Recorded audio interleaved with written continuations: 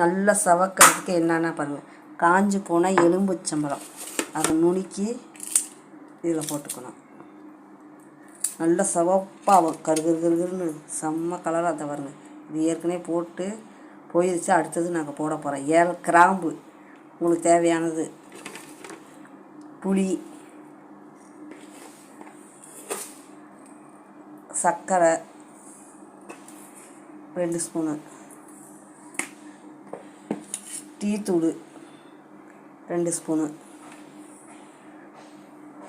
இத்தனை வச்சு நல்லா பட்டு போல் அரைக்கணும்.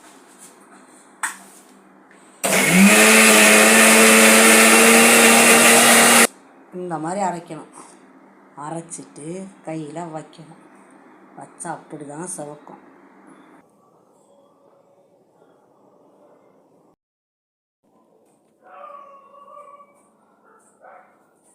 எப்படி சிவந்திருக்கு பாருங்க, செம்மையா.